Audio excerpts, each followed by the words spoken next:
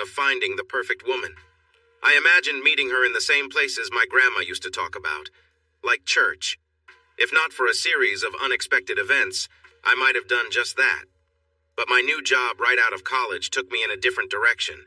I tend to take my time making decisions, but I finally decided to go straight from my undergraduate degree to a master's. I thought that by doing this, I'd be ahead in life. I figured I could skip years of working under people with more experience. I was convinced that experience didn't matter as much as a degree. After all, I had a diploma that said so after 2.5 years. What I didn't realize was that a 25-year-old with a master's degree and no hands-on experience didn't carry much weight in the engineering world. In fact, it felt like it made things harder for me. From day one, it seemed like everyone was against me. At first, the pressure to meet deadlines was overwhelming. But luckily for me, my boss's director was someone who liked to socialize after work, despite his nerdy appearance. Pocket protector, pens, the works. He led some of the most advanced aerospace projects, and surprisingly, he was the only one who ever invited me to any of these after-hours gatherings. I was new and didn't quite fit in, especially with my master's degree.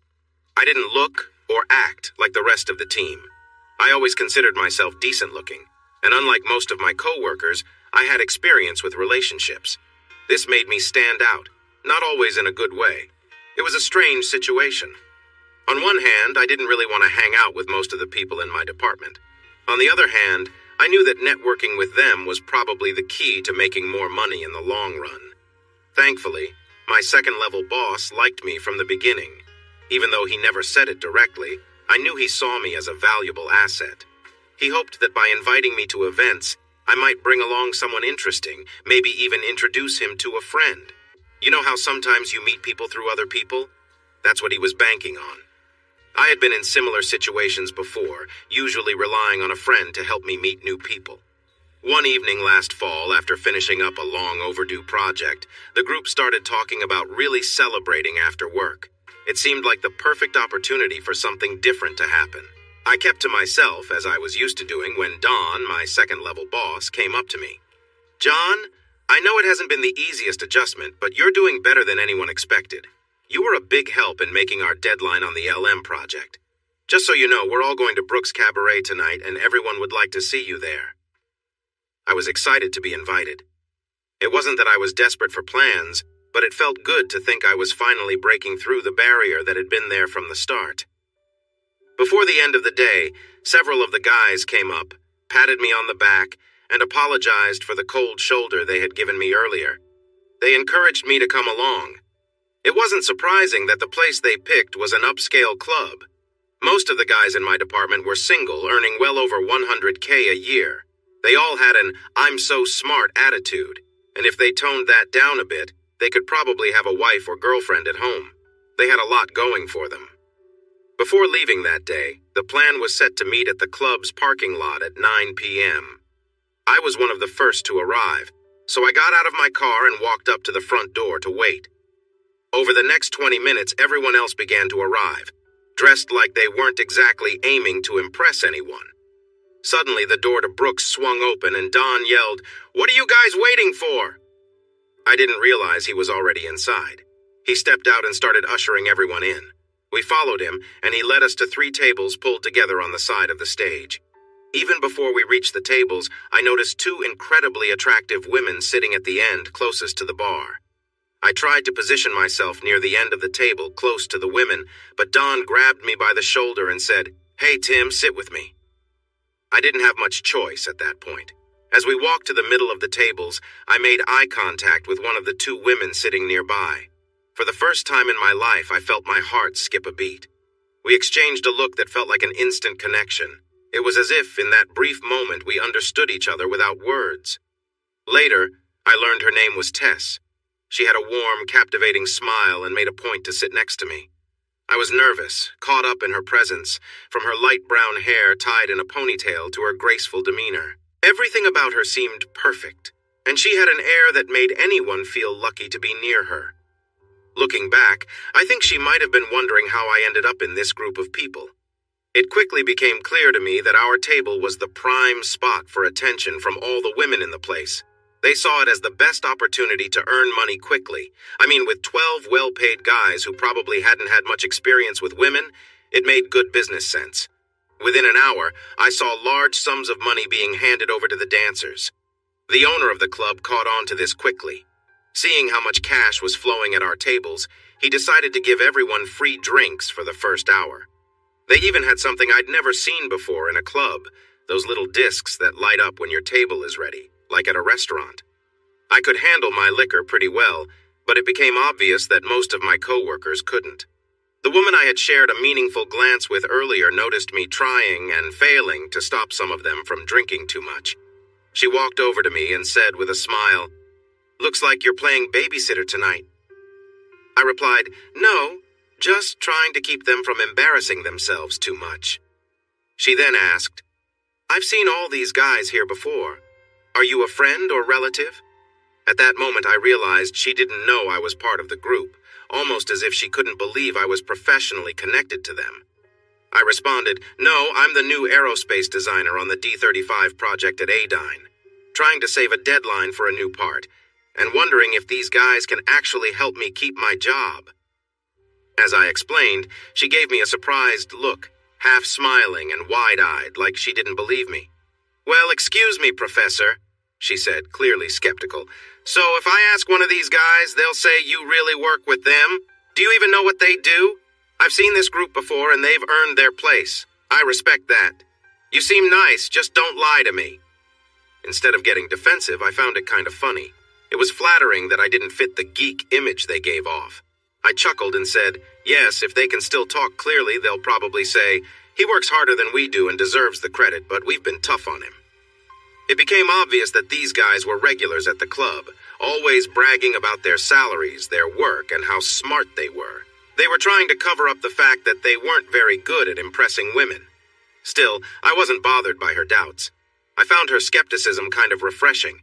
It was clear she had seen and heard a lot in her line of work. Just moments after my reply, she said, "Hold on a second," and walked toward Dawn. That's when I truly noticed how stunning she was. I had already admired her beautiful smile, but as she took those few steps, I couldn't help but notice her grace, her tanned legs, petite waist, her blonde hair bouncing as she moved. Everything about her seemed perfect, and I found myself mesmerized. She leaned down to talk to Dawn, who already had company on both sides. I realized she was checking to see if my story was true. I saw her hug him and say something I couldn't hear over the music, confirming my guess. When she returned, her eyes wide, she said, "I'm not used to being wrong, but oh my God. Don said you're one of the most brilliant young engineers he's ever met. I can't believe you work at AD." At that moment, I realized the unexpected benefit of having a boss who had clearly had a bit too much to drink. Since Don was not exactly in his sharpest state, I wasn't about to correct him. I just felt a sense of pride that he would say something so kind about me. As she sat back down, she stayed quiet for a moment, just looking at me with a half smile, shaking her head as if in disbelief. Then, completely out of the blue, she said, "I stand corrected.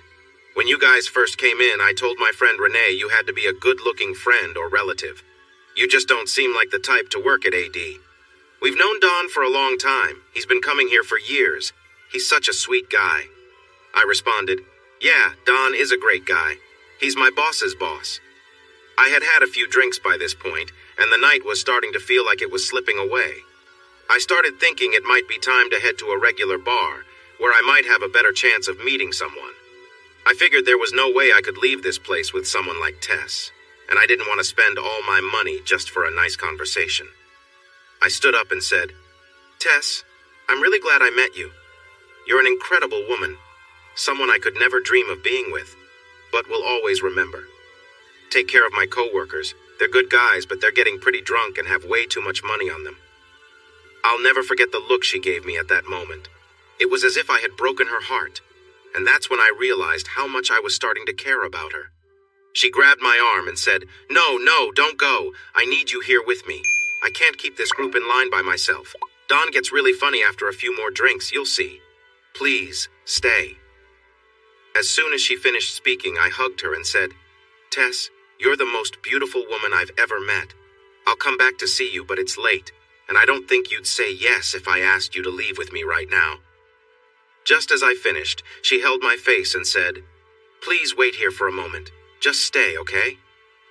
Smiling, I said, "Of course I'm not going anywhere." I watched as she quickly walked over to the bartender, whispered something to him, grabbed her purse from behind the bar, and came back to me with a big smile. She hugged me and said, "I can't believe I found you. Let's get out of here." Surprised, I responded, "Sure, let's go anywhere but here." Playfully, I asked, "Wait, just to be clear, I'm really leaving with you, right? You and me, leaving together?" She laughed and said, "Yes, but I need to grab my things from the back. Meet me out front and I'll pull my car around. We're not allowed to leave with customers, so I'll meet you outside." I nodded and headed over to say goodbye to Don. As I did, he joked, "You lucky guy. You're the first one to leave here with an angel, and Tess is a real angel. Don't mess this up. She's a good person, and if she says you're trouble, you're done." Laughing, I replied, "Don, I promise. I'll treat her with the utmost respect. Who knows, I might be inviting you to our wedding." He chuckled, though his words slurred a little. "She's a gem. If you upset her, I'll personally make sure you're gone. Be good to her. You're the luckiest guy tonight. She's never thought of leaving with anyone before, so you must have made a big impression." I reassured him once more before grabbing my jacket and saying goodbye to the rest of the group. Some wished me good luck with pats on the back, while others gave me looks of disapproval. I realized that not everyone would be happy for me, and that was okay. As I walked into the parking lot, I suddenly remembered I'd parked far away. I thought to myself, if I go to my car, I might miss her. In a moment of panic, I decided to get my car and pull it up to the front door, thinking she'd probably look for me there. As I jogged to the car, a thought crossed my mind. Maybe she was just interested in someone who made good money.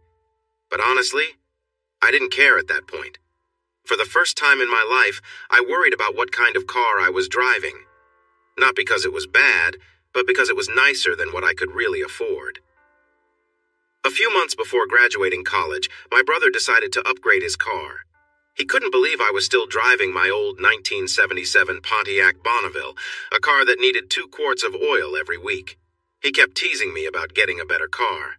He and his wife finally felt so bad for me that they offered me a car I could never have afforded, but with payments that I could just manage. He could have gotten a great trade-in deal, but instead offered it to me. My mom even suggested, "Why not let your brother have it? He can pay you back slowly." So I ended up as a new engineer, buried in debt, driving a 2-year-old convertible Mercedes CLK 320. Even though I suspected she might be attracted to the idea of money, it didn't bother me. I was just trying my best to impress her. The truth is, I didn't feel like I deserved such a nice car, or someone as amazing as her. After getting to my car, I pulled up in front of Brooks and waited a few minutes. Soon, I heard a knock on the window. I quickly turned down the radio and rolled the window down, realizing it was Tess. She said, "My friend needs my car tonight. Can you take me to my apartment first?" "Sure, no problem," I replied. She leaned in, kissed my cheek, and said, "Be right back." In a few moments, she came back out, looking incredible in a pair of jeans and a long-sleeve shirt that fit her perfectly. She got into the car and I smiled, saying, "All right, ready to go?" She replied, "No." It was another moment that completely caught me off guard. Her beauty left me speechless. She gently reached for my hand on the gear shift and said, "Just not yet."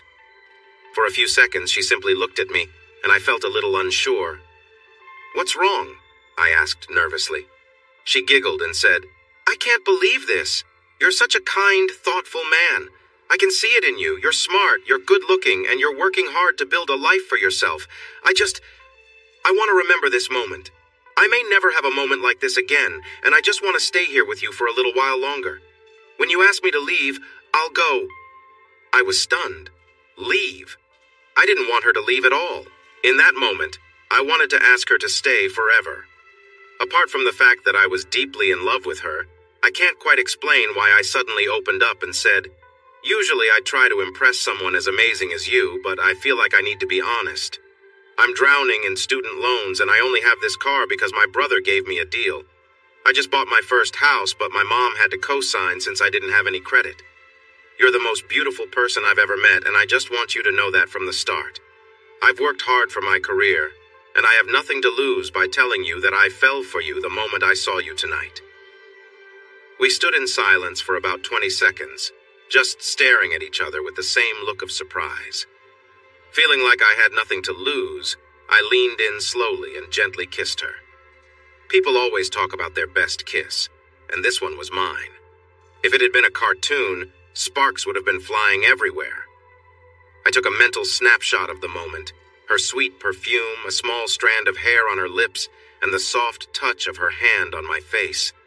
It was completely mesmerizing. After that unforgettable moment, I decided to go for it and said, "I know this might sound crazy, but why don't we go back to my place? We could lay some blankets on the floor, light a fire, pop in a DVD, cook a frozen pizza, and just relax.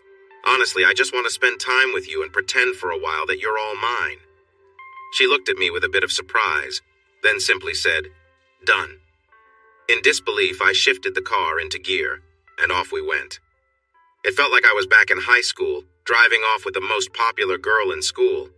It was one of the best moments of my life, like I had found the perfect person. When we got to my house, she couldn't stop talking about how much she loved it. I was proud of it too, even though I hadn't mentioned that my mom had to help me with the mortgage. With my limited credit, I couldn't have gotten approved for the loan on my own. We talked non-stop about where we grew up, our favorite things, dreams for the future, movies, food, trying to make up for all the time we hadn't known each other. We felt so at ease, like we had known each other forever. Tess was confident and independent. I could tell that from the start. She knew what she wanted, wasn't afraid to speak her mind, and had a strong sense of herself. It was refreshing. We did everything we talked about in the car, cooked the frozen pizza, built a fire, and just enjoyed each other's company. We spent the entire night talking, occasionally sharing soft kisses and holding each other by the warmth of the fireplace. The connection between us was undeniable, and I realized she was someone truly special. As we talked, the atmosphere became more intimate, and our closeness deepened. At one point, I felt overwhelmed by how strong the moment was. The way we touched, the way we held each other felt like something I had never experienced before. The hours seemed to slip away as we lost track of time, completely absorbed in each other's presence. As the night went on, we became even more comfortable with one another. But before things could go further, she gently suggested that we wait. She wanted to make sure we built something meaningful without rushing into anything too soon. Although I deeply desired her, I respected her wish and understood the importance of what she was saying. We continued to hold each other, talking softly until the morning light began to peek through the windows. Eventually, we fell asleep together, wrapped in each other's arms, feeling a sense of peace and closeness. Later that morning, I woke up still holding her, feeling the warmth of her body next to mine. The connection we had was still strong, and I felt a deep affection for her. I couldn't help but smile, knowing that this night had brought us closer in ways that went beyond just physical attraction. Instead of rushing, we took our time, savoring the comfort of being together and letting the moment speak for itself.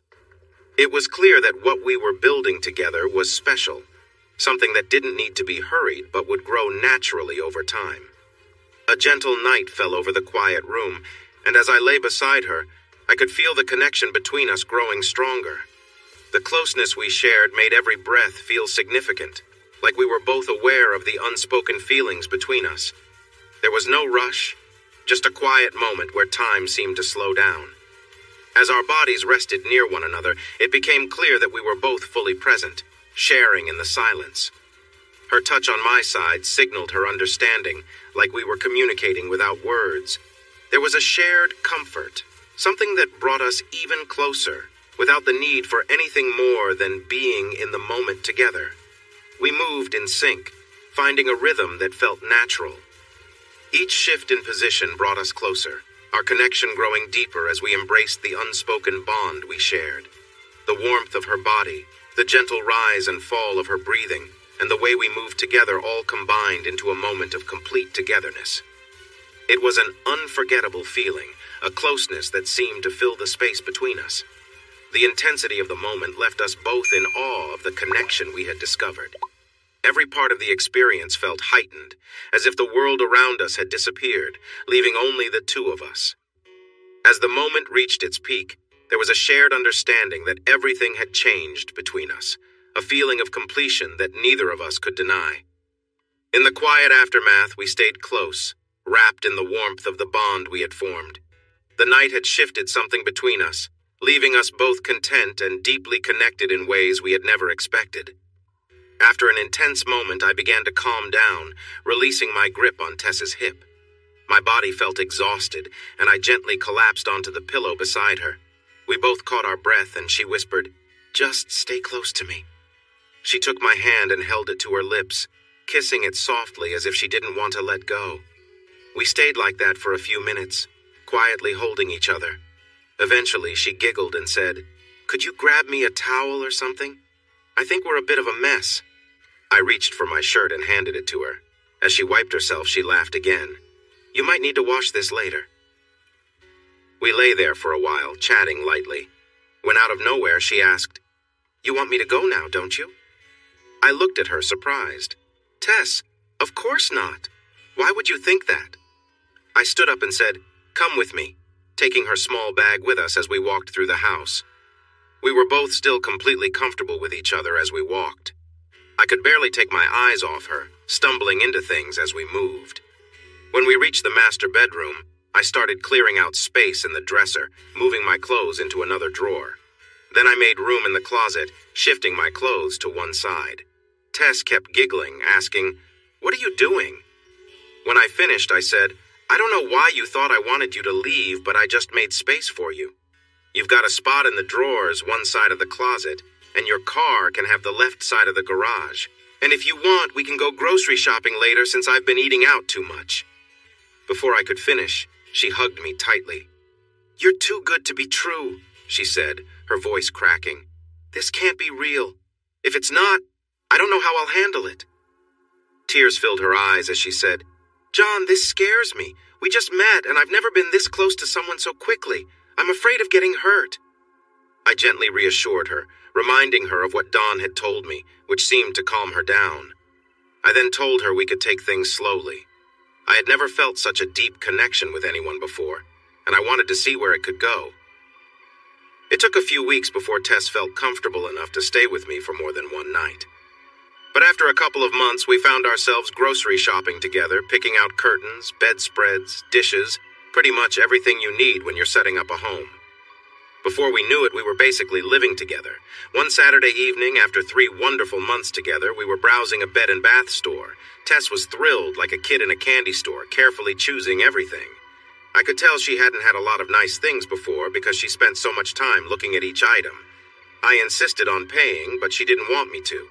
She made a decent living at her job, but still kept her apartment. Sometimes I would sneak and pay for things at the counter before she even noticed. That evening, she spent almost 20 minutes deciding between 3 different sets of towels. Then she turned to me, smiling with all 3 sets in her arms, and said, "They're all so pretty. I want the house to be pretty." Without even thinking, I pulled her close and blurted out, "I love you." She dropped the towels and threw her arms around me, her face lighting up. "You said it! You love me, John. I heard you. Did you mean it? Oh, I love you too, John. I love you more than anything. Say it with me. I love you." It was a moment I'll never forget. The people in the store probably thought we were crazy, but we didn't care. We were so caught up in each other that nothing else mattered. After telling each other, "I love you," more times than I could count, I grabbed all the towels she had been considering and bought them. Tess was so happy, she was practically bouncing with excitement. As we walked out, she even shouted back into the store, "He loves me! He said so!" It was the best night of my life, even if the store staff thought we were a little odd. Our relationship grew into something deep and meaningful, the kind of love I had never experienced before. We started visiting each other's families, letting them know we were a serious couple. Tess's family didn't have much, and her father was a bit distant and hard to get to know. But her mother adored me and told me privately that she'd never seen Tess so happy. Tess had been through a tough relationship before, and her mom was grateful that she had finally met someone who treated her well. My parents were supportive from the start. My mom was a bit surprised when I told her Tess used to be an exotic dancer, but she quickly got over it when she saw how happy we were together. Tess and my family got along wonderfully. In fact, my dad, who never let anyone drive his boat, let Tess take the wheel the first time we went out. She was impossible not to love. We even invited both sets of parents to fly to Denver for Thanksgiving, and it was a real treat to have everyone together. Surprisingly, everyone got along well, though Tess's dad still had a bit of his usual attitude. He seemed to feel uneasy around anyone who was doing better than him. But I must admit, he had softened a lot since the first time I met him. Tess, along with both of our mothers, had a great time preparing the meal, setting the table, and making sure the men stayed out of the kitchen. It turned out to be the best Thanksgiving of my life. As we all sat down, Tess and the moms admired the beautiful table they had worked so hard to create. My mom looked at me and said, "John, this is your home. You say the blessing." I tried to pass the honor to someone else, but after some playful back and forth, I decided it was time to do something I had been thinking about for a while. I started the blessing like any other, but as I looked around at everyone with their heads bowed, I added, "And dear Lord, I want to thank you for Tess. She means everything to me, and when I ask her to be my wife, I hope you help her say yes, amen." Before I could finish, Tess jumped up, screaming with excitement, hugging her mom, then my mom, and then running to me, kissing me over and over. She was so thrilled, bouncing around like crazy for at least 5 minutes. My only regret was that we didn't catch it all on video.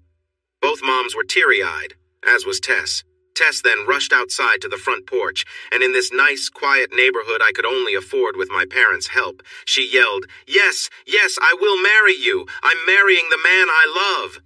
Normally, my parents would have been embarrassed by something like that, but my mom was so caught up in the excitement that she was cheering and hugging my dad just as wildly. My dad finally raised his glass to me and smiled. Tess's dad, however, sat there almost as if he hadn't noticed what had just happened. When things settled down a bit, my mom, grinning, asked, "So, when's the wedding? I want grandkids." My dad shook his head at her and walked over to give me a hug. Tess's dad wasn't the type to get too emotional, but he did eventually come over and shake my hand. From that moment on, Tess and I were closer than ever.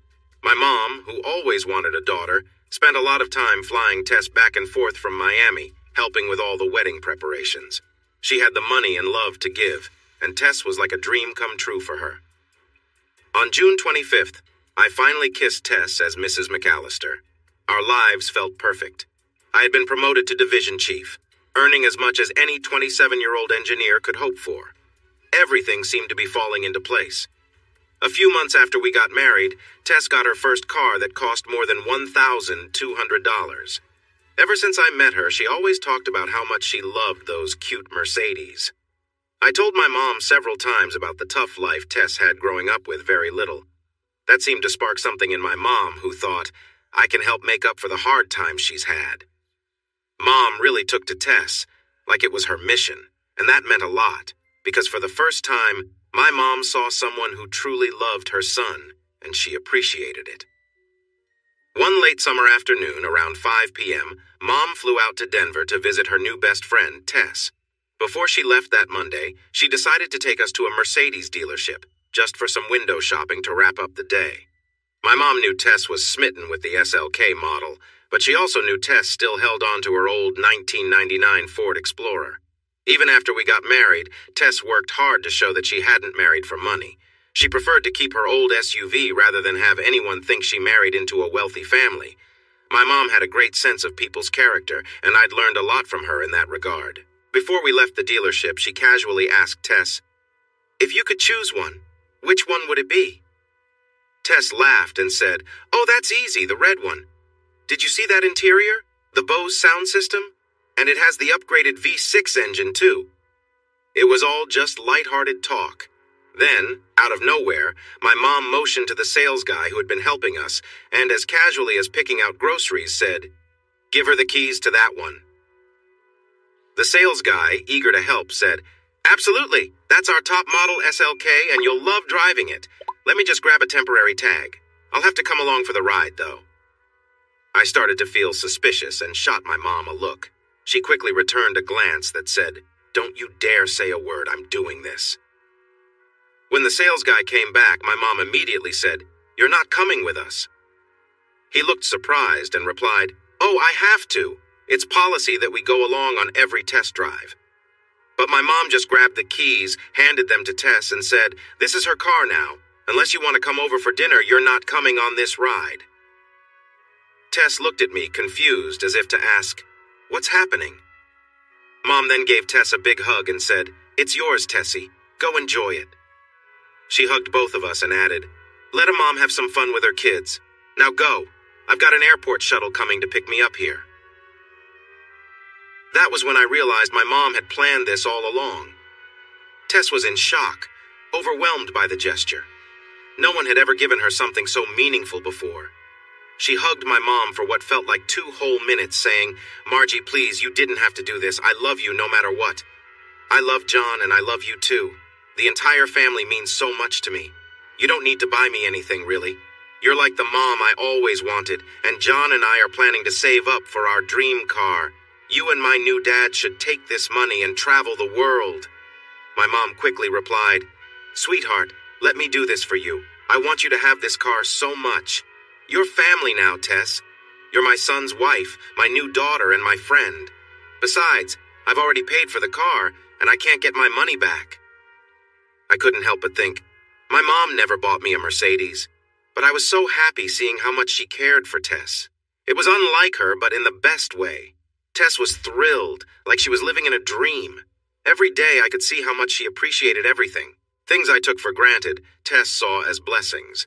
It was heartwarming watching her drive around the city, excited like a kid with a new toy. We must have driven a couple 100 miles that night. You'd think that Tess might leave her dancing job behind, especially since I was earning enough for us to live comfortably. But for some reason, she kept going. I think it was important for her to keep a sense of independence. Maybe it was also a bit of a test for me, to see if I'd try to control her choices. But I never did. If she wanted to keep dancing, that was her decision. Even after she started college, Tess kept dancing a few nights a week. She worked late, so I often stopped by near the end of her shift.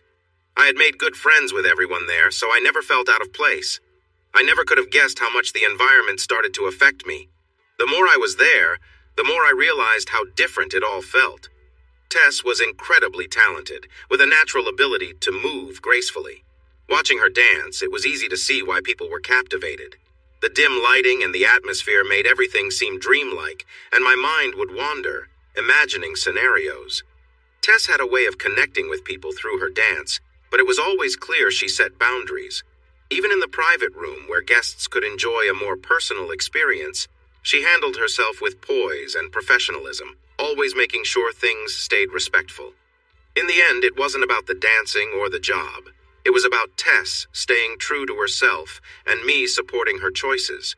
We were a team, and that's what mattered most. Tess worked as a dancer, and some patrons were allowed to interact more closely with the dancers if they were comfortable with it. It wasn't anything inappropriate, but still a bit more than what would happen out in the main area. Only the most popular dancers would end up in the VIP section, because the men who chose to spend time there usually paid a lot, often more than $300. For that kind of money, the customers were quite selective. Tess and her friend Renee would often be there during the second half of their shifts. The dancers liked this area because it meant they didn't have to work the whole room, fetch drinks, or dance on stage. Newer dancers might have enjoyed the stage, but the veterans knew the real money was in the private rooms. After several weeks of me stopping by regularly, Tess asked me if I wanted to check out the owner's box. I was curious and asked, "What's the owner's box?" She laughed and explained, "It's just a quieter room off the gold room. There's a TV in there, and it's a good place to relax away from the noise." It sounded good to me. I could handle the loud music, but a quieter spot to wait was a nice option. The owner lived far away and only visited occasionally, so there was no issue with me being in there. Tess led me back, and as I walked in, I noticed that the mirror on the wall outside was actually a one-way window. From inside, I could see everything happening in the gold room, but no one could see into the owner's box. I joked with Tess, "What, did the owner sit in here and watch while you danced?" She chuckled and said, "Maybe. You know how some people are." Tess told me to feel free to watch TV or just hang out. Before leaving, she mentioned that she would probably be in the gold room a couple of times before the night ended, so at least I'd know where she was. She laughed and pointed at the window before jokingly adding, "Just don't let me catch you doing anything weird while you're watching through that window." I laughed and replied, "Hey, you never know. You know how people can be." She laughed again and left the room. I stayed there, flipping through some old magazines. About 10 minutes later, I heard a soft noise and turned around. Tess was closing the door to the gold room and guiding a guy towards a long couch that was positioned directly opposite the window. Even though I knew the window was one way and no one could see me, I found myself standing off to the side, feeling slightly nervous about watching. There was something strange about the situation, but at the same time I couldn't help but feel drawn to the room's design and the view it provided. Tess knew I was in the room, but she couldn't see me, and the man she was with had no idea I was watching. I began to wonder why Tess had suggested I stay in this room. Maybe she just wanted to give me a quieter space, but part of me thought she wanted me to see what went on in the gold room. I couldn't quite figure out why. Was it to reassure me that nothing out of line was happening, or to see how I'd react? Maybe she thought I'd be okay with it. Honestly, I didn't know for sure. The man sat down with a drink while Tess turned away from him, leaning toward the mirror. The way she was looking at the mirror made me think she imagined I was standing there, watching. Her eyes were slightly lifted, not staring at herself, but looking at the space where she thought I would be. As she danced, there was something playful in her expression. She smiled a little, touched her lips, and occasionally bit her lower lip. She was wearing a tight electric blue dress and heels, and I could only imagine how the man must have felt watching her. Tess turned and sat across from him, her knees on either side of him. She kept glancing back at the mirror. At one point, the man placed his hands on her waist, and I noticed she didn't move them away. I had seen her dance many times, but this felt different. It seemed like she wanted me to see everything that was happening. I was focused on every move she made when suddenly Tess got up and gestured to the man that she'd be back in a second. I quickly composed myself, sitting down in a chair as the door opened and shut. Tess walked in, and I met her halfway. "Hey, baby, how do you like this room?" she asked with a playful look. "It's great," I replied. "Much quieter than out front." She glanced at me with a mischievous smile. "Is that all? Just quieter?" At this point, I gently brought Tess closer and began to kiss her. She then pulled away slightly, giggling and asking, "Are you sure there's nothing else you like about this room?" I understood what she was hinting at, but I needed to respond carefully to stay composed. As she playfully asked a couple more times, I replied, "It has a nice view too." She looked momentarily surprised, though I knew what she expected to hear. She then said, "Renee mentioned that sometimes people enjoy a bit of playful teasing. Is that true?" She placed her hand on mine, and before I could respond, she smiled and asked, "What do you like about it? Please tell me, I really want to know." As she continued to ask and laugh, I adjusted her dress slightly. She moved her leg a bit, allowing me to reach out. The moment our hands touched, I felt a strong connection. Trying to stay mindful of her questions, I responded openly. As our interaction continued, she stopped asking questions and began to show her affection in her own way.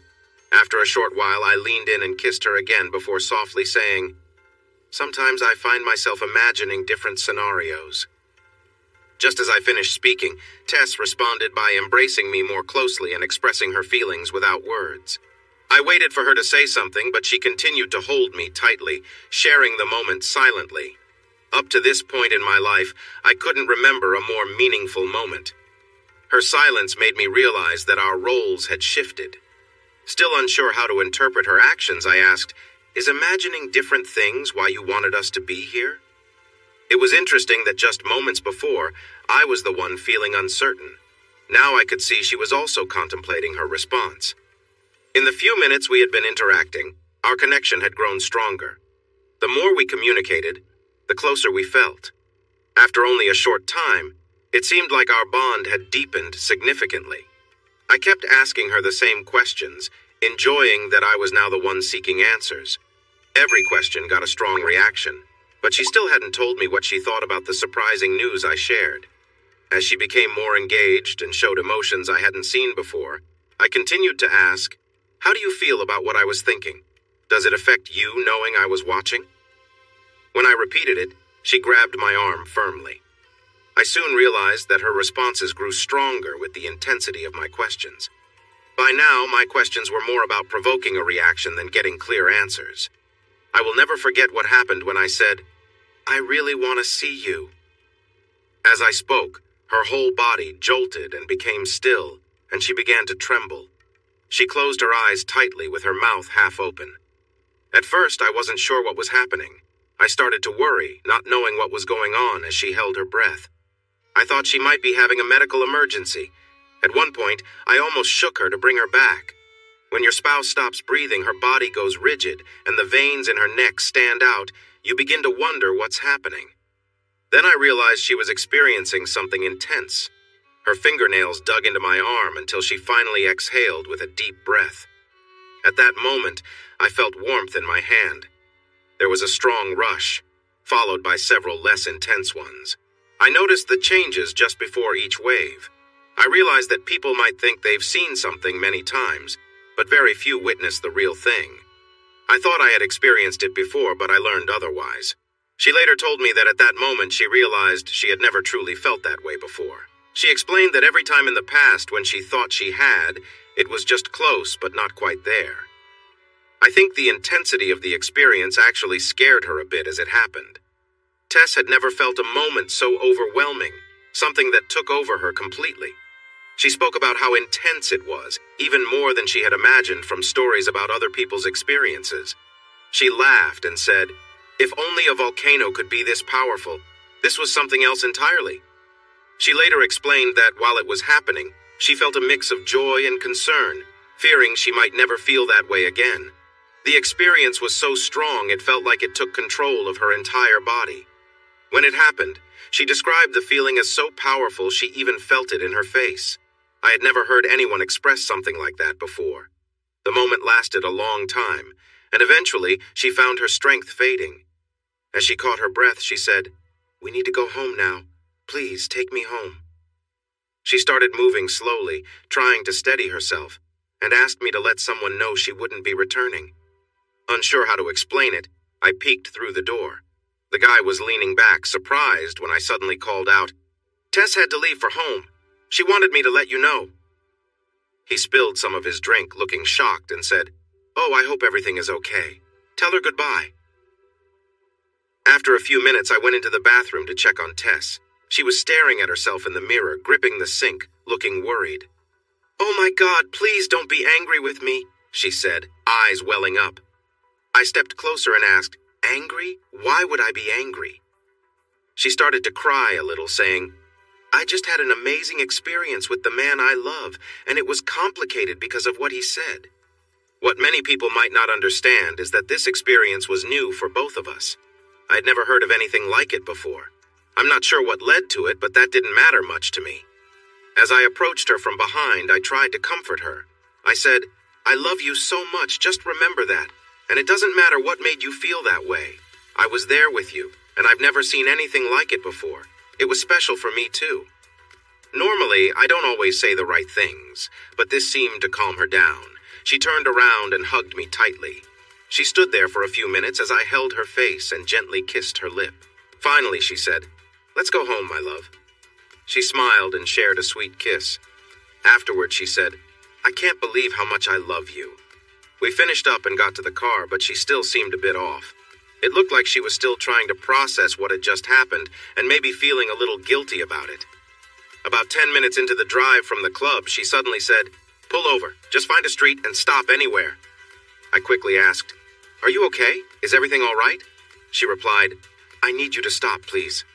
I said with concern, "We're only 20 minutes from home." Without warning, she leaned over the console and started kissing me. She insisted, "Just stop the car." To avoid any accidents, I asked, "All right, but are you sure you're okay? What is it?" She pointed towards a side street, looking a bit anxious, and said, "Just turn in there. I feel something again." I could see she was quite restless and caught up in her feelings. Just as I said we could wait, she tried to push her limits even further. I quickly turned into the alleyway, concerned but caught in the moment. As I parked the car, I noticed how she was feeling overwhelmed. It made me think maybe from now on, she would explore her feelings more freely, just to capture that sensation again. Tess had recently started college, but she still danced at night 3 times a week. Since she always worked the evening shift, I made it a point to visit her during her last hour or two at work. I had plenty of friends while I was there because I got along well with everyone who worked at the club. I never expected what started happening to me. The more I was around it, the more my imagination ran wild. Tess was a fantastic dancer. She moved in a way that caught everyone's attention. With the low lighting and my usual spot at the far end of the bar, it was easy to picture her dancing closely with some of the guys. What intrigued me was how she would wrap her arms around their necks, getting close while she danced. It was common for a guy to put his hands on her, but she would gently move them away. This was what typically happened in the main area of the club. However, there was a private room called the Gold Room, where guests could have more personal dances. It had a separate waitress, and there was a bit more freedom for touching, as long as the dancer was comfortable. While it didn't lead to anything serious, guests could be a little more friendly. Not to brag, but only the best dancers got invited to this private area. Most men who chose to go there spent quite a bit of money, so they had high standards. Tess and her friend Renee often spent the last part of their shifts in that room.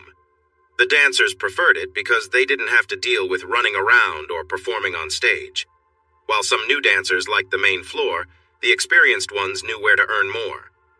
After several weeks of me visiting, Tess invited me to the owner's box, as she called it. Curious, I asked, "The owner's box?"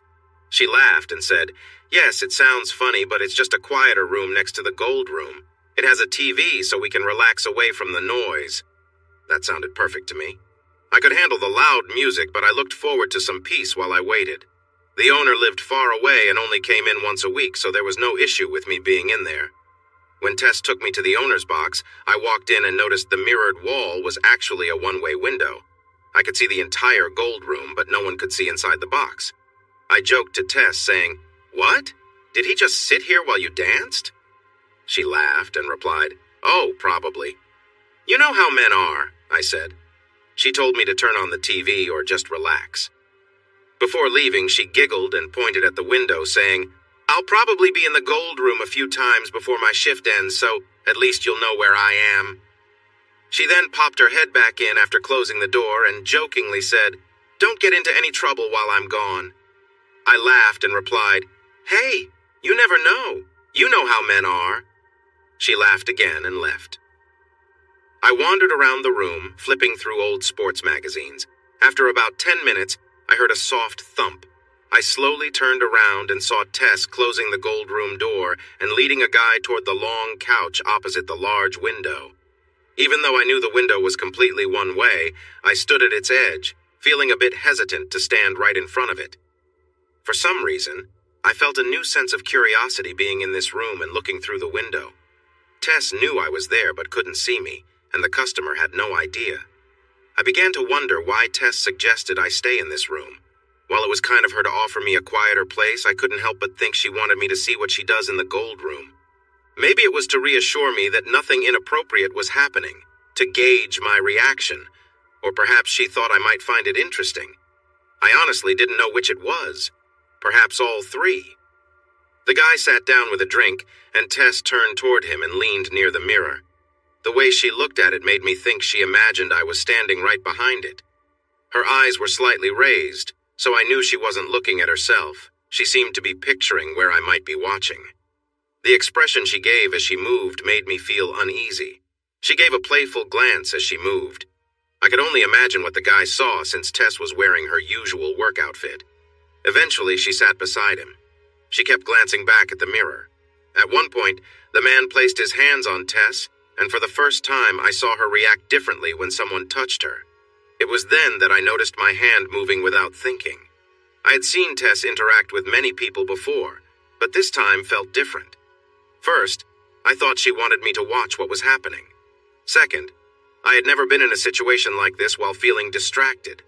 The combination of watching Tess with someone else and feeling uneasy made my emotions run high. I was completely focused on her movements when suddenly she stood up and signaled to the man with a "be right back, just 1 second" gesture. I quickly gathered myself and moved to sit in a chair as the door opened and closed. As I started to walk toward Tess, she asked, "Do you like this room?" I quickly replied, "Oh yes, it's great, much quieter than out front." She then asked playfully, looking out of the corner of her eye, "Is that all? Just quieter?" At that moment, I pulled Tess closer and began to kiss her passionately. She then pulled away slightly and asked, Is there something else you like about this room? I knew what she was trying to get me to say, but I had to be careful with my response, wanting to stay in control. As she asked a couple more times, I answered, "It has a pretty good view, too." Her mouth opened slightly as if she was surprised, though I knew she expected that answer.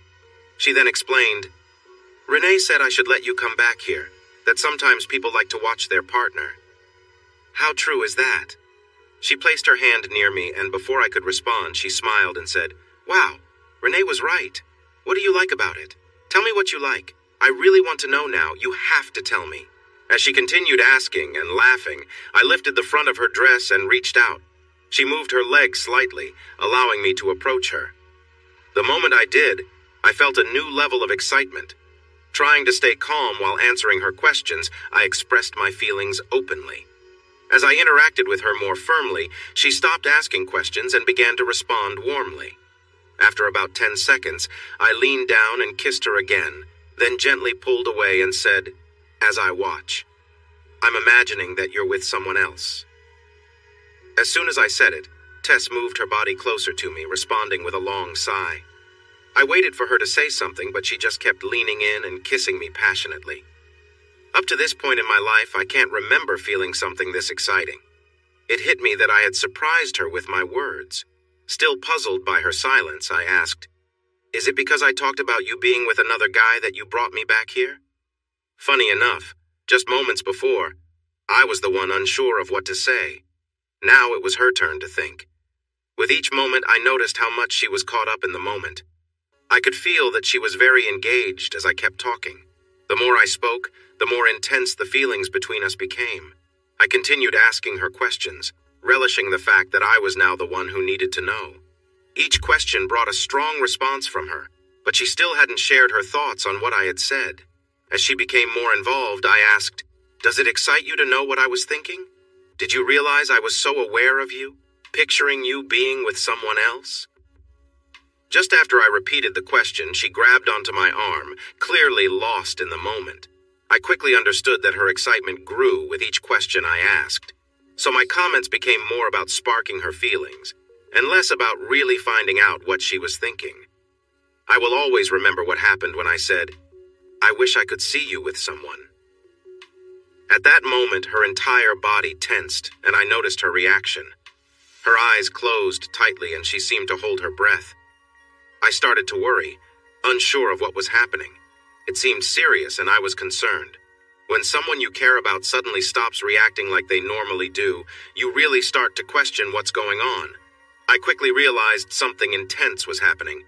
I could see she was trying hard and holding her breath, but I didn't know why. Her grip on my arm was very strong until she finally breathed out with relief. As she exhaled, a warm liquid flowed into my hand and down her legs, my wrist and forearm as I knelt down. There was a strong flow followed by several smaller ones. Each time her grip tightened around my fingers. I learned that many men think they've experienced numerous intense moments, but only a few have truly felt it. I used to believe I had, but I was wrong. Later, she told me that this was the first time she had a real, intense experience. Before, she thought she had felt it, but it was only in her imagination. This experience was so powerful that it frightened her. Think about it. You've never felt something so overwhelming that it took over your body. It might be scary for her. Tess had heard that some people see bright colors or imagine big events during such moments.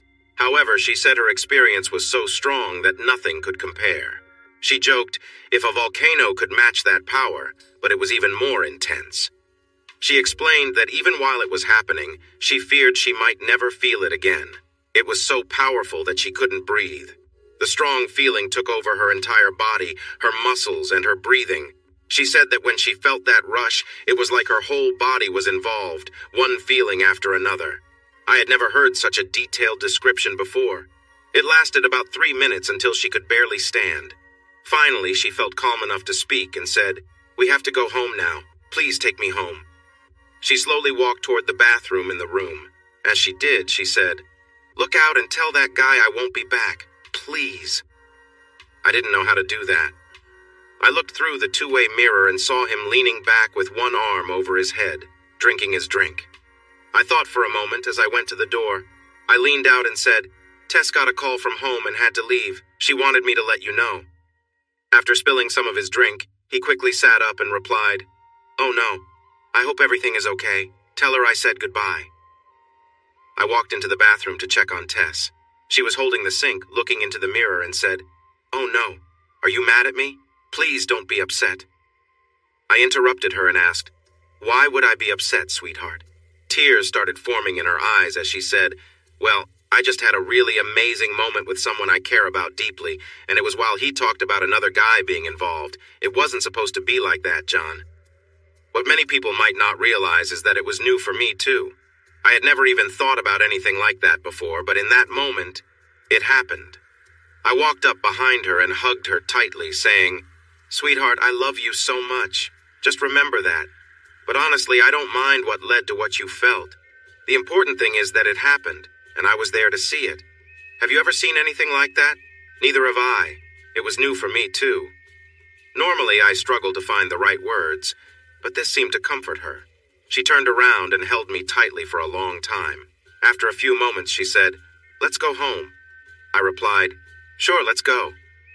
About 10 minutes from the club, she suddenly said, "Pull over, just anywhere." I asked, "Are you okay? Do you need something?" She immediately said, "I need you. Just stop the car." I replied, "But we're only 20 minutes from home." Then she leaned over the console and kissed me, insisting, "Stop the car. It's too far." I responded, "All right, are you sure you're okay? We'll be there soon." She pointed towards an alley, saying, "Just pull in there. I think I can feel it again." She seemed very eager. Just as I started to say, "No, we can wait," she was already reaching for her clothes, saying, "John, I can feel it again. I really need to." Surprised, I quickly turned the car into the alley. As I parked, she excitedly said, "I'm so close," and kept talking rapidly about how she was feeling. "I'm feeling a strong need to connect," she said, and I started to worry about her. It seemed like she wanted to experience something deep and intense, and I wondered if she might seek that out with someone else, simply to feel it again. As we parked in a quiet spot, she quickly moved to the back seat, and I followed her in. I began to touch her like I had at the club. For several minutes, everything felt the same. But then I noticed she seemed a bit anxious, almost impatient, as if she felt she should have already reached a peak. That's when it hit me. I wasn't saying anything to excite her mind. I had been distracted, thinking about her interest in someone else from the club. I decided to switch things up and tease her a bit more. "It would be fun if we had that guy with us," I suggested. Immediately, I could sense a shift in her energy. She took a sharp breath and asked, "Why?" I replied, "If he were here, I could be watching the two of you together." That seemed to do the trick. I kept talking along those lines for a minute or two until she reacted strongly, overwhelmed by a strong emotion. I soon realized that for her to truly enjoy the moment, I needed to engage both her physically and mentally. In the weeks that followed, she experienced many joyful moments, and we found ourselves hurrying to the bedroom whenever we could. I also became a familiar face in the place where Tess worked. Then one evening, as we enjoyed our time together, I brought up a topic we often joked about, her seeing another man. "We keep talking about it. Are we just going to let it stay talk?" I asked. Tess didn't answer but kept moving enthusiastically, caught up in the moment. I pressed her, and finally she replied, "I don't mind if it happens, but you need to set it up. I don't want to be the one arranging it." That made sense to me. I thought it was better this way too. The last thing I wanted was to walk in and find her with someone else asking me, "What do you think?"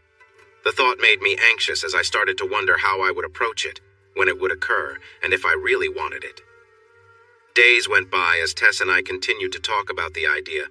Just discussing it led to some passionate moments between us. I started to wonder if things were good enough between us. Our relationship had never felt stronger, yet she hadn't been with anyone else. But if I was honest, we had mostly been enjoying the idea of it, which can only last for so long without action. This made me turn to the internet. One weekend, while Tess was visiting her mom, I found myself looking at various websites about what we had been discussing. At first, I felt strange searching for men who might be interested in Tess, but I thought it was better than approaching a stranger and asking, "Hey, would you like to spend time with my wife?" I was surprised and relieved to find so many people interested in similar ideas. It made me feel less odd about it. When I searched on one of the sites within 100 miles, I couldn't believe how many results came up. There were at least 300 profiles that matched what I was looking for. It was a little overwhelming at first. When someone starts exploring this kind of fantasy, tough questions come up like, what age, type, etc. When just dreaming about it, I hadn't really thought about those details. I just imagined someone with Tess. Now, though, it felt like I was choosing options for a car. I've always thought of myself as average, not too big or too small, but being with Tess was never a problem. But now that I was considering someone else, it suddenly felt important. The more I looked, the more my imagination expanded. After sorting through hundreds of profiles, I narrowed it down to about 15 guys, all living within a reasonable distance. I sent messages to all of them, but didn't get any replies. Later that evening, I shared a few photos of Tess, making sure her face was unrecognizable. They showed her amazing figure without revealing her identity. I logged off shortly after creating our profile, but just before going to bed, I thought I'd check the site again for any responses to Tess's pictures. Several hours had passed, and I assumed there would be some notices. As soon as I logged back in, I saw that my inbox was flashing with 37 new messages. I expected a lot would be junk, but I was amazed to see that 10 of the 15 I had contacted replied, along with several others. At that moment, I felt a sense of pride. Tess was definitely one of the best women on the site, no matter how you looked at it. Out of the 10 women who replied to my messages, 6 shared their phone numbers, email addresses, and other ways to connect. I was surprised that so many people were willing to share their information with someone they didn't know. I started emailing a few of them, and after we trusted each other a little, I sent a nice picture of Tess and me. They seemed really excited about it, almost like they wanted to send me all their personal details. I wanted to find someone who seemed normal and sincere, maybe the top 3 choices. I asked them some straightforward questions like, how do you take care of your health? Have you been checked for any diseases recently? Tess would like to see a full body picture to make sure it's really you. I felt a bit uncomfortable about that last question since Tess didn't know what I was doing. But the more I asked, the fewer options I had, which is what I wanted. Tess would be away for a week, which I thought was enough time since many of these guys would probably share just about anything if I asked. I learned a lot from my questions, and surprisingly, they shared even more than I expected. I kept asking questions until Sunday afternoon, when the last 2 men suggested we meet at a restaurant or bar. Even if Tess had been back, I wasn't sure about that idea. I did tell them the truth that Tess was out of town for a week and mentioned that she had told me I would need to plan things if anything happened. Both guys were okay with meeting up to talk and see if we were all safe. Plus, I wanted to make sure that neither of them had any unexpected interests. I met one guy on a Tuesday evening and the other on Thursday. One of them suggested that maybe in a couple of weeks, if Tess agreed, we could all meet at a hotel to talk and see how things went. Tom, the guy I met on Thursday, was quite interesting. We talked about many subjects, but most importantly, we laid out a plan to help him and Tess meet. He seemed very normal, and to my surprise, he showed me a medical document from 4 weeks ago. It showed that he had been tested for all known diseases that could be spread through close contact. He told me it was a normal procedure where he worked. I wasn't sure how Tess would feel about him being possibly in his late 40s or early 50s, but he looked good for his age. It was clear he had always taken good care of himself. Still, Tess is 22, and he is maybe 52. Tess had danced for older men before, but if they became close, he would certainly be the oldest one she had been with. On the other hand, he did seem to be in better shape than many younger men, and honestly, I felt a bit relieved that he was older. It somehow made me feel less threatened. When I mentioned a detailed plan earlier, I meant it. I finally admitted that Tess had no idea how I would set this up.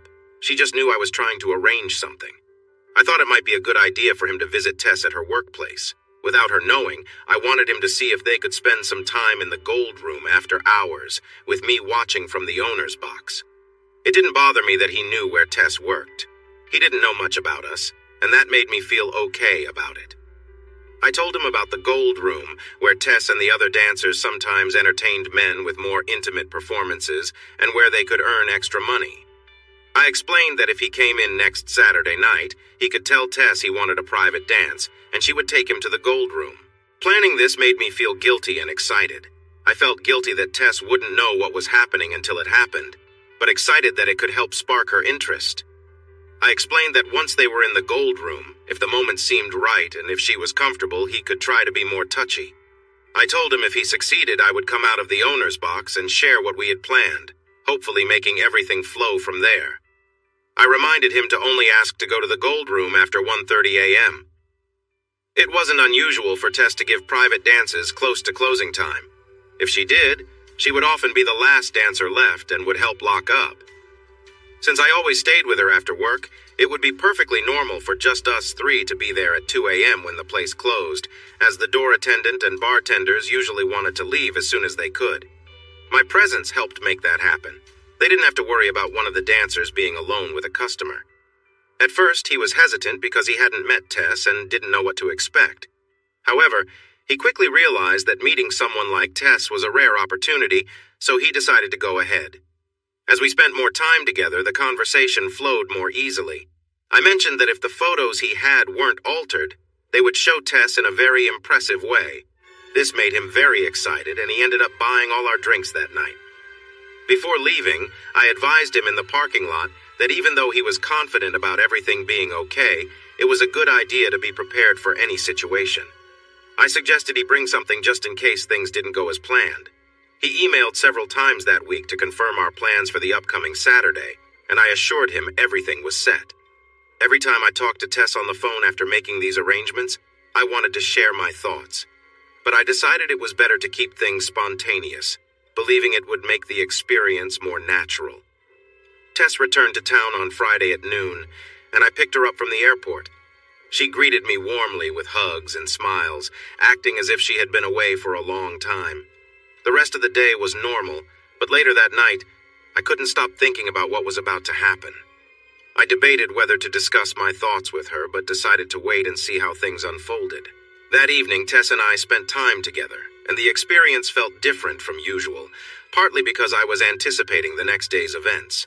It's important to note that my initial intention wasn't to arrange anything specific for her, but things developed naturally. I compared one of the items in the room to something I had seen before, but I wasn't sure if it was exactly the same. Tess seemed more relaxed than ever, and I was confident she would handle whatever came her way. Despite any challenges, I knew she would do her best to make the situation work. In many ways, I hoped his size was smaller than what I saw in the pictures. I wasn't sure how I would feel if Tess got really interested, or if he made her feel more pleasure than I could. As Saturday evening came, I watched Tess go through her usual routine. She took her time in the shower, shaved her legs, and picked out her outfit.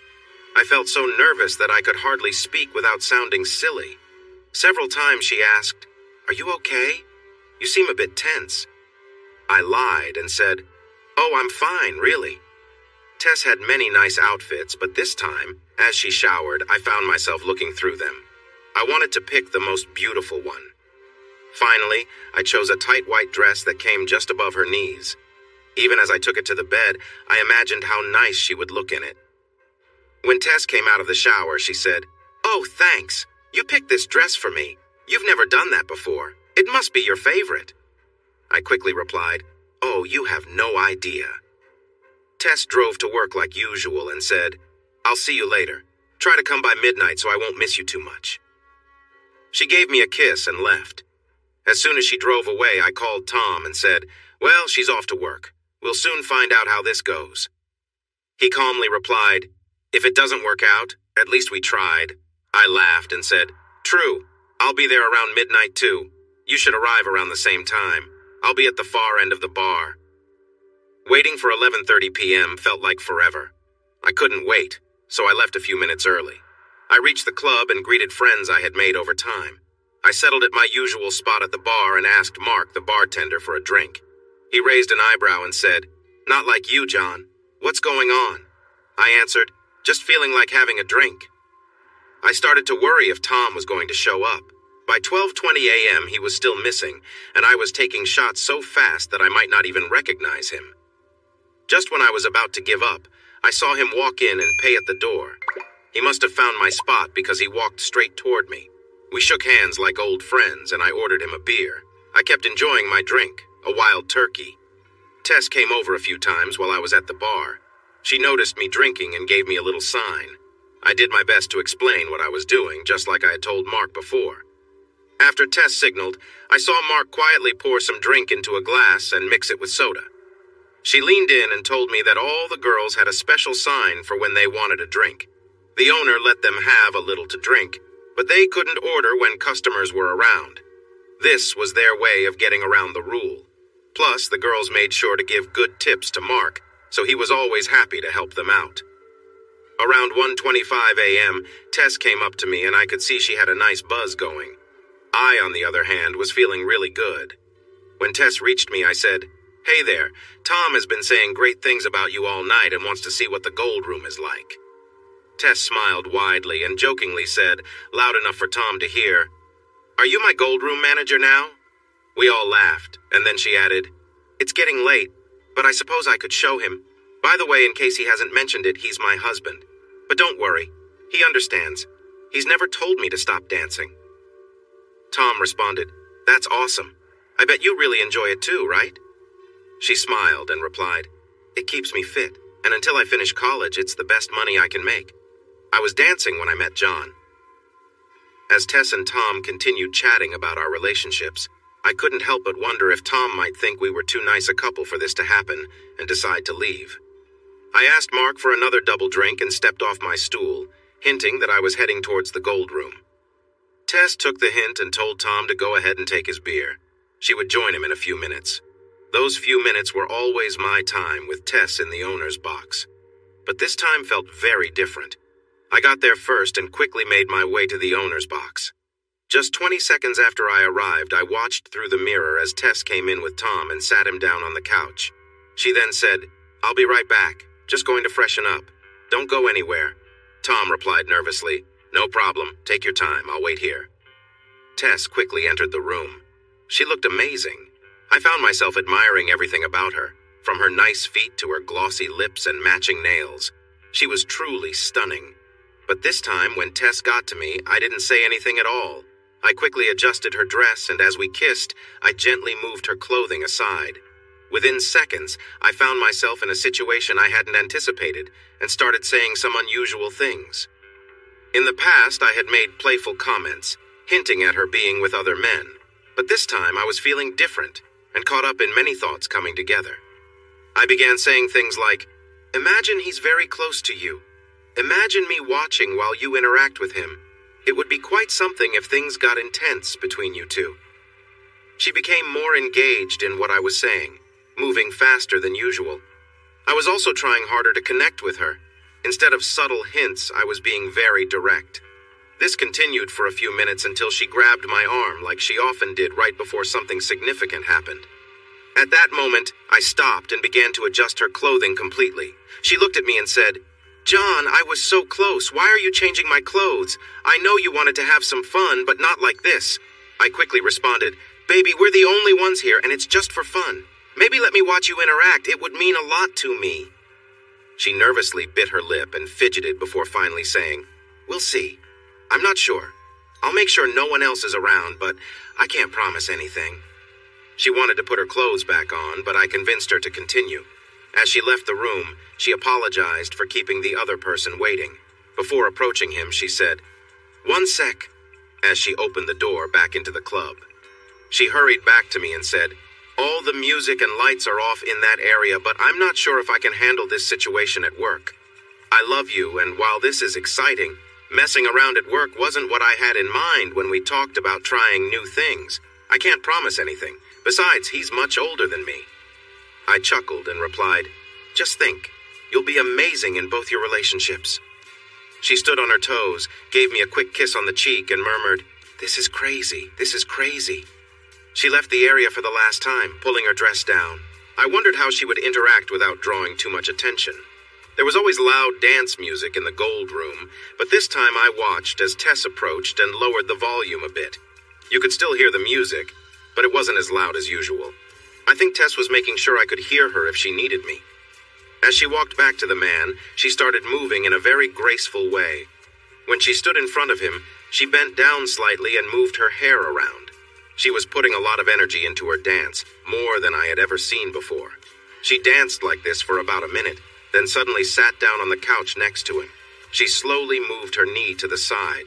As she did, her dress shifted a bit. Tess was moving in a lively way, making strong eye contact with me. The way she moved was impressive, especially how she coordinated her movements. The man had his hands on her waist as she continued dancing. She kept this up for about 20 seconds before the man adjusted his position. I wasn't sure how much longer this would continue. It seemed like the man wanted to get closer, and Tess had mentioned before that she wasn't comfortable with him getting too close. The situation was becoming intense, and I felt overwhelmed. He continued interacting with her for about half a minute before moving his hand lower. I watched as his hand moved closer to Tess. I was shocked by what I was seeing. Within seconds, his hand reached a more personal area. He hesitated for a moment before making contact. By this time, I felt a strong urge to take action. I realized I needed to do something. Feeling more agitated than ever, I decided to act quickly. I pulled up my pants and stood up, trying to regain my composure. I then left the owner's box, my shirt still untucked and breathing heavily. Tess didn't notice me right away. I walked up behind her and she jumped when I startled her, saying quickly, "Oh no." "What, baby? What?" As she finished speaking, I began hugging her tightly and pulling her closer. Out of the corner of my eye, I saw Tom slowly unbuttoning his shirt. Tess started mumbling as I continued to hold her. "John, baby, what are we doing? Is there something I need to know?" I stayed silent and kept hugging her. Then, I gently took her face with my right hand and pulled her closer as I leaned in. I wanted to get a better view of Tom while keeping Tess from noticing him. As Tom lowered his shirt further, I felt uneasy. He adjusted his shirt, and the photos he had shared didn't show everything. It was clear he was getting ready for something. He then lowered his shirt more and adjusted his posture, making his presence more noticeable. I softly held both sides of Tess's face and said, "Trust me, baby, just trust me. Will you trust me?" She frowned with a worried look, and after a few seconds nodded her head yes. I softly told her, "Just close your eyes, baby. It's okay. Close your eyes." She hesitated for a moment before finally closing them. Once her eyes were closed, I knelt to one knee and gently touched her back. I glanced at Tom and gave a signal to get ready. I then leaned over slightly, looking at Tess. I placed both hands on her back and adjusted her position. As I did this, Tom saw exactly what I was doing and adjusted himself further. When he was in position, I began to guide Tess towards him. She understood what I was doing and went along with it. Within a second, Tom made contact with Tess. Just as I saw Tom engaging with Tess, I stood back up and moved her chin towards me, hugging her from behind again. As I did, I placed my hands on the top of her hips and slowly began to apply downward pressure. Immediately, Tess gasped in surprise. Her reactions were overwhelming me. I increased the pressure gradually. As I did, I felt Tom adjust Tess further. It wasn't until about 2 minutes later that I began to feel her moving on her own. They weren't long movements, maybe only 2 to 3 inches each. As she started, I heard Tom making sounds just as she was reacting. I then began whispering in her ear, "Do you like how things are going, baby? Is everything okay?" Tess didn't respond at first. She just kept reacting with each movement. After a few seconds of me whispering, she began to speak softly. "Maybe we should be more careful." As she said this, I continued to guide her movements. It was clear that even after a minute or more, things were still progressing slowly. I started applying more pressure. As I did, she began to react strongly. Tom also began to move in sync with her, holding her firmly. About half a minute into this, I could feel that Tess was fully engaged, and the movements became longer and more complete. I whispered into Tess's ear again, saying, "I love watching you. I can't wait to see how things develop. Do you want to continue?" After at least a minute of this, I asked one last time, "Do you want to go further?" Up to this point, she had only suggested being cautious, but suddenly she responded loudly, "Do you want to take this further? It's your decision, honey. It's okay. I know it's what you want. I'm going to go ahead." They continued their interaction intensely when I gently pulled her back to me, kissing her and softly saying, "When you're ready, take the next step." We began kissing passionately as she reacted strongly. She finally said, "Okay." She then gave a faint smile and said, "I hope we don't regret this." I knelt down again, my heart racing. I couldn't believe how involved everything was as their actions became more intense. Their interaction was very close. and it was clear that Tess was deeply focused on what was happening. I had never seen her react this way before. It didn't match how she usually was with me, but there she was, fully engaged with Tom. I couldn't imagine what he was feeling as things progressed between them. They weren't long movements, maybe only 2 to 3 inches each. As she began, I started hearing Tom making sounds as she reacted. I then whispered in her ear, "Do you like how things are going, baby? Is everything okay?" Tess didn't respond at first. She just kept moving. After a few seconds of me whispering, she began speaking softly. "Maybe we should be more careful." As she said this, I continued to guide her movements. It was clear that even after a minute or more, things were still progressing slowly. I started applying more pressure. As I did, she began to react strongly. Tom also began to move in sync with her, holding her firmly. About half a minute into this, I could feel that Tess was fully engaged, and the movements became longer and more complete. I whispered into Tess's ear again, saying, "I love watching you. I can't wait to see how things develop. Do you want to continue?" After at least a minute of this, I asked one last time, "Do you want to go further?" Up to this point, she had only suggested being cautious, but suddenly she responded loudly, "Do you want to take this further? It's your decision, honey. It's okay. I know it's what you want. I'm going to go ahead." They continued their interaction intensely when I gently pulled her back to me, kissing her and softly saying, "When you're ready, take the next step." We began kissing passionately as she reacted strongly. She finally said, "Okay."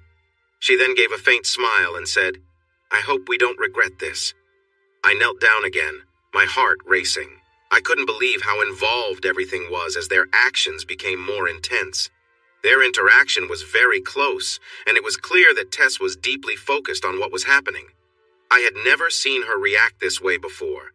It didn't match how she usually was with me, but there she was, fully engaged with Tom. I couldn't imagine what he was feeling as things progressed between them. They sat together, quiet and still, the moment filled with tension. Tess seemed exhausted, as if drained from everything she had just experienced. The man's presence was overwhelming, and every small movement from him seemed to create an intense reaction. It was a surreal scene, knowing how deeply connected they had become, something that felt almost too much to comprehend. For what seemed like an eternity, they remained in that position, their breathing slowing down after the intensity had passed. Tess gently shifted, lifting herself slightly before lowering herself back again, the slow movements seeming to bring a sense of calm over them both. Everything felt like it had reached its peak, and they were now just letting the quiet take over. After a while, Tess carefully moved away, the space between them growing as they finally separated. There was a stillness in the air, a quiet that signaled the end of what had been an emotional and draining experience. Though the moment had been intense, there was now a sense of closure, as if the tension had melted away. As Tess stood up, balancing carefully on her high heels, she seemed a bit unsteady, likely because her legs had gone numb from staying in one position for too long. She didn't notice right away, but there was a clear discomfort as she adjusted her posture. I had Tess's underwear in my pocket, knowing she might need them soon. As she made her way toward the door, I stepped forward and said, "I've got your underwear if that's what you're looking for." She smiled, tired but appreciative, and took them from me, quickly slipping them back on and straightening her dress. She glanced at Tom and said, "I don't want anything more. It's time for you to go. Just unlock the door on your way out." Tom, sensing the change in the mood, wasted no time leaving, doing exactly as Tess had instructed. Tess, clearly drained, walked over to the couch and collapsed onto it, covering her eyes with her forearms, not saying a word. It was clear that something had shifted, and I could feel the weight of the moment. I walked over to her, knelt beside the couch, and gently lifted her arms from her face. "What's wrong?" I asked softly. She sighed, then looked at me with tired eyes and said, "I don't even know where to start, John. We've practically broken every promise we ever made to each other. I don't know how to process it. There's so much to think about." She was speaking from a place of regret, reflecting on what had just happened. It was clear that the situation weighed heavily on her. I listened quietly, knowing that there were no easy answers at that moment. Tess sat quietly, her exhaustion evident. I noticed how tired she seemed. her face showing the strain of everything that had happened. The atmosphere was heavy, and it felt like there was so much unspoken between us. I approached her, and as I gently took her hand, she shifted slightly. There was something different in her movements, a quiet acceptance of everything that had unfolded. I felt the weight of the moment, knowing that this was not like any other time we had been close. I paused for a second, lost in thought. It was strange how everything felt different now, even though we were together. Tess noticed my hesitation and softly asked, "What's wrong?" I didn't have the words to explain everything that was going through my mind. Instead, I leaned forward and we shared a quiet, intimate moment. It was clear that things had changed, but there was still a sense of connection between us. As we continued to embrace, Tess's breathing grew heavier, and the intensity of the moment took over. The emotions between us were strong, and though there were no words, we both understood the depth of what we were feeling. Our connection had been tested, but now, in this quiet space, we were finding a way through it. Finally, we both relaxed, the tension easing as we let go of everything that had been weighing us down. Tess rested her head against me, and for the first time in a while there was a sense of peace between us. I wish I could say that we both stayed calm during the moment, but the intensity of it all overwhelmed us. We shared a deep connection, and it felt like we both lost ourselves in the experience. We stayed like that for a while, neither of us wanting to break the silence or the closeness we felt. Later that Sunday morning, Tess and I finally made it back home. Throughout the day, even after she showered, I couldn't help but feel a sense of closeness between us. We spent a lot of time together, and it seemed like we were more connected than ever. By the middle of the week, things started to return to normal. We had spent so much time together that by the weekend, we were both a little worn out. Over the next few weeks, we discovered that talking openly to one another brought us closer. With my work keeping me away sometimes, it made our reunions even more meaningful. One time, when I came home after a long trip, Tess greeted me with a smile as she relaxed on the couch. I could tell she had been thinking of me, and I was glad to be back. I dropped my bags and walked over to her, feeling a sense of excitement about being home again. There was a playful energy between us, and I teased her about how much she must have missed me. She laughed and played along, her words adding to the lightheartedness of the moment. We both knew it was all in fun, and it made us both smile. As we shared this playful banter, I felt an overwhelming sense of love and connection with her. Being together like this after time apart made everything feel new again, and we both cherished these moments. The overwhelming feeling wouldn't stop. I think it surprised Tess because halfway through she exclaimed, "Oh my God, baby!" I gasped, it's okay, honey." Tess smiled brightly as I caught my breath and said, "John, I've never seen you act like that. You were really into it." After a few moments, I confessed, "Even though I knew it wasn't real, what you said really got to me. I've never felt anything like it before, but I'm glad none of it was true, right?" She laughed and said, "Of course it's not true, sweetheart. I was just trying to get your attention, see? It works on both of us." I replied, "Yes, but it's strange what excites us, isn't it? I never thought I would imagine my wife with someone else." She giggled and said with a playful expression, "Yes, it excites us because it feels so wrong, like forbidden fruit. We got caught up with that guy Tom without thinking it through, or at least I hope it wasn't planned." I quickly said, "Oh no, that just happened, but you have to admit it was something we both went along with." She looked at me, holding my face gently, and said, "I love you more than you know. I would never hurt you. I would do anything to protect our relationship." Then she giggled and added, "Just be careful what you approve of. We have to be smarter than our fantasies." I quickly agreed. Months passed, and I consciously stepped back from some of the things we had been doing. I tried to have more normal moments with Tess. It started to feel routine, but she continued to express her love for me. The issue was she hadn't felt that excitement since our last playful conversation. She seemed to pull back a little, and I noticed it became just ordinary moments. A few weeks later, on the 4th of July, we found ourselves at a big neighborhood party. Tess and I both drank a lot, and it felt like a different night. Everyone kept complimenting us, saying, "What a beautiful couple. You two belong together." It wasn't until around 1 in the morning on the 5th that I thought we should head home. Tess looked like she could fall asleep. There were only a few people left outside when I told 3 young men, probably around 19 or 20, "Please tell Ron and Sharon thanks for a great party." As I said that, one of the young men pressed play on a CD player and asked, "Can I have one dance with Tess?" Tess was quite tipsy, and this guy seemed like he was still in college. Tess was 25, and while that wasn't a big deal, there was a noticeable difference in maturity between her and a 19-year-old, especially with alcohol involved. Tess started giggling, saying, "No, I really have to go, it's late." As we walked toward home, one of the guys, clearly drunk, followed us. He playfully grabbed Tess around the waist, saying, "Don't go, stay a little longer." Over time, Tess and I started having more open conversations, and I noticed she had become more confident. About 2 weeks after we had run into Tom, Tess started surprising me with some of the things she said. One evening, while we were sitting in the living room, Tess shocked me by leaning back on the couch and teasing me with a scenario. "What if you came home one evening and found someone here with me?" she said, her eyes playful. Caught off guard, I replied, "I'm not sure what I'd do."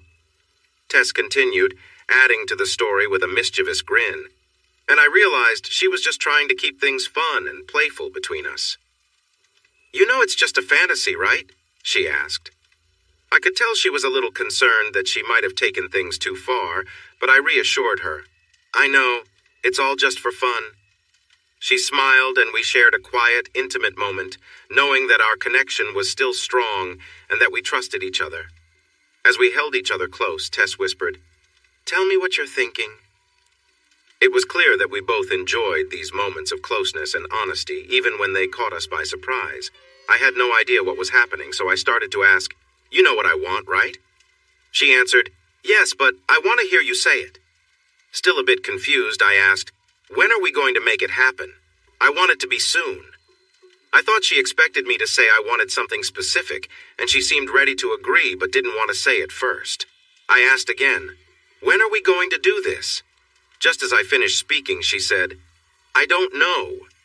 At that moment, I was really curious, and I didn't care much about what she meant. She clearly thought that it was something I really wanted. Eager to find out more, I said, "I don't know, other people find a way to do it, why can't we? We could just go online and figure it out." I continued, thinking we were talking about finding someone, asking, "Are you sure you're okay with it?" She surprised me when she answered, "I guess I am. 1 person, 3 people, 5 people, what difference does it make as long as you enjoy it? That's a whole different story." Thanks for watching this video. Don't forget to subscribe to Infidelity Plus to stay updated with more captivating tales of infidelity and payback. Turn on notifications so you're the first to see our latest content.